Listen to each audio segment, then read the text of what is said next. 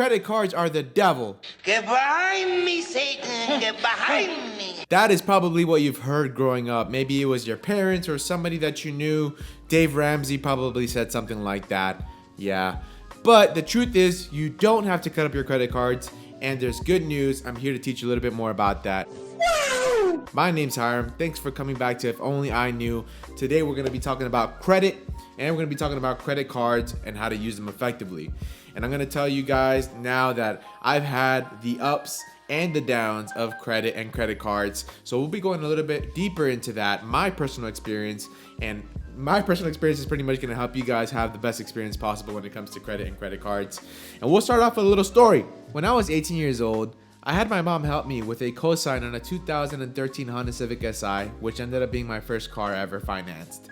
Truly loved the car, really awesome, but after a couple of years, I decided I wanted to be a little bit bougier, and I decided to get a 2015 BMW 335i. Can he drive? Can he drive?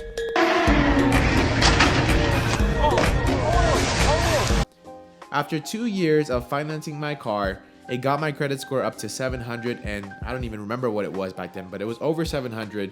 So much so that I walked into the dealership at BMW and they let me walk out a 20-year-old kid with a zero down on a 335i, which is worth over $50,000.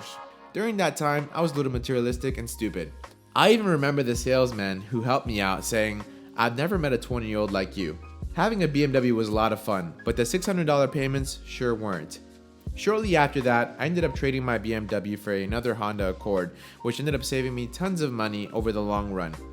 For me, it was a great and smart decision, but let me tell you how I was able to do that. Strictly because of having a good credit score, I was able to go to a friend's dealership and swap my car out with no problems. Had I had a bad credit score, I would have had to put down a lot of money out of pocket for both cars that I purchased at that point.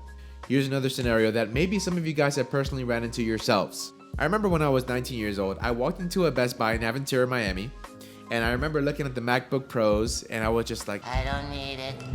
I don't need it. I definitely don't need it. I don't need it. I don't need it. I don't need it. I don't need it.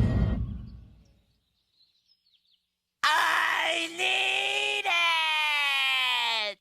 man, I really need one of these. I want one of these so bad.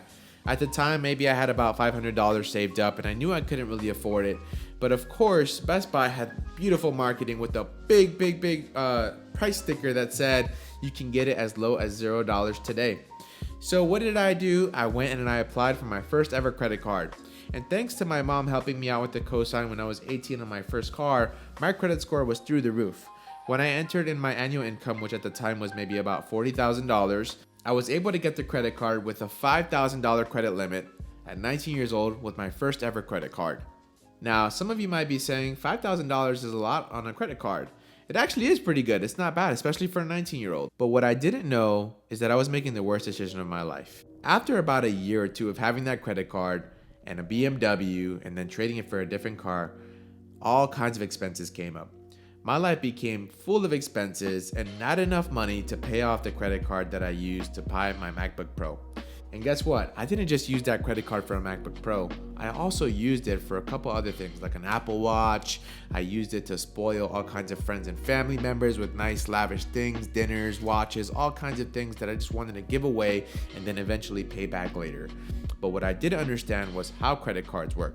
And what I wanted to use this video for is to educate you a little bit more on credit, how it benefits you, how you can use it to your advantage, and how to properly use your credit card to your advantage as well. So let's get right into it. This is where the fun begins. Good credit could be the difference between you getting approved for a loan for a mortgage or not at all. Good credit could also be the difference between you getting approved for a car financed or not financed at all. So why is credit important to you? I'm going to give you guys a couple of different scenarios and show you a couple of examples of why having a good credit score is important. Let's say that you decided that you wanted to look for a house and purchase one, and you started talking to your banks and you're only offered a 3.77 or 4.3 APR.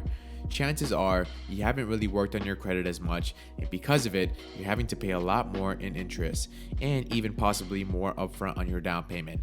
The difference of a good credit score could actually save you so much money that some people save even up to $60,000 on their interest rates when having a stronger credit score. If you haven't signed up for Experian or Credit Karma, the first thing I need you to do is go ahead and download the application, sign up for a free account, and find out where your credit score is. These apps actually have things built into them to help you get a better credit score, such as Credit Boost.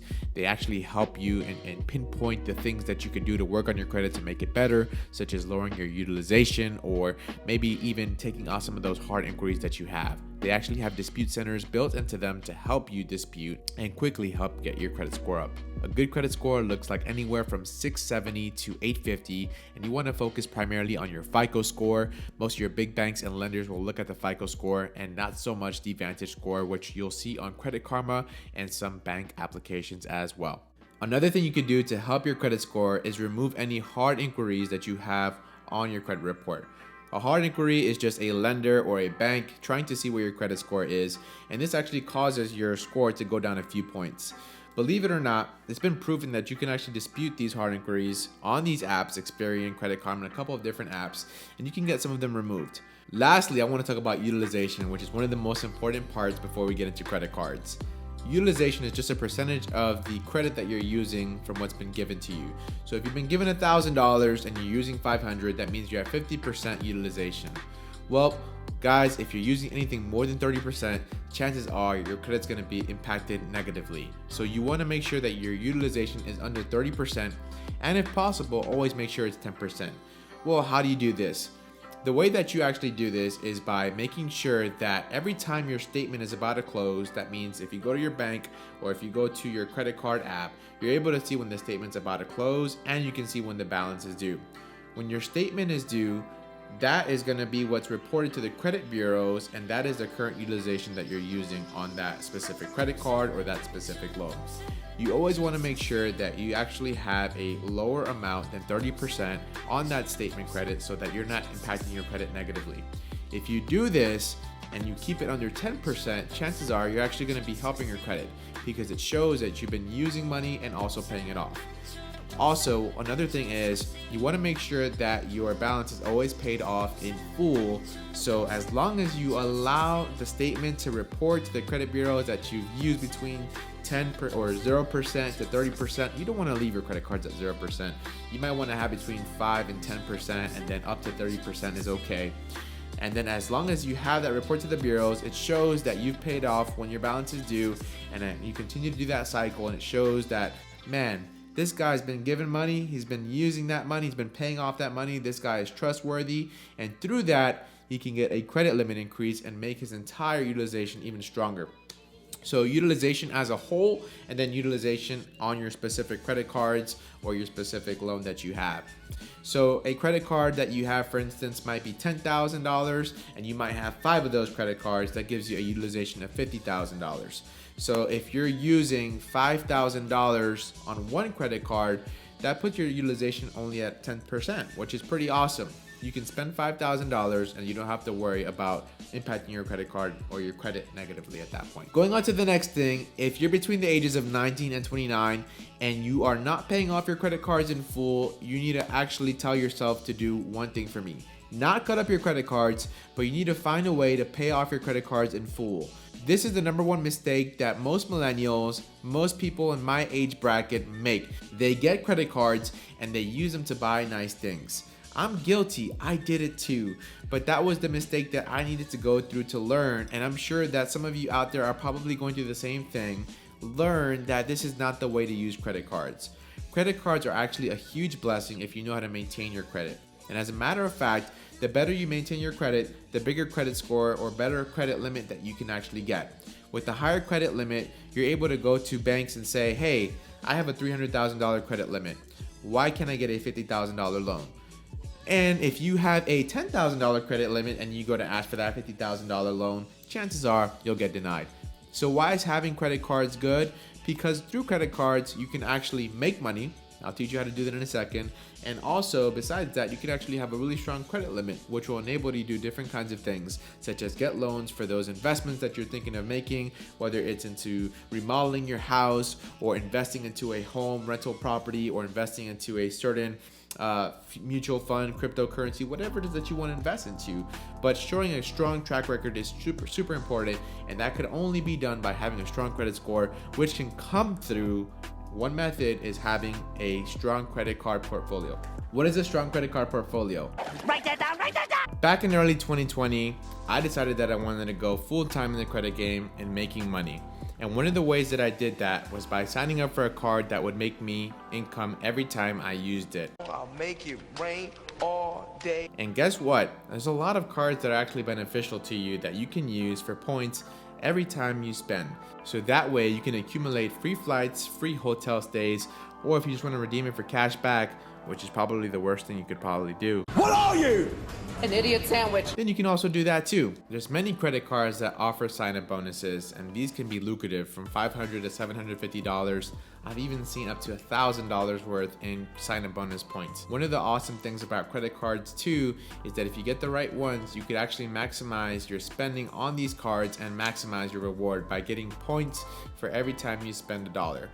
Doing your research is really vital, because finding a card that situates you perfectly, a card that you know that's going to give you the most bang for your buck and get you the most in rewards, is going to be important. For example, my wife and I, we do a lot of grocery shopping, and we also like to eat out sometimes. More so me than her. But we like to eat out and we like to do groceries.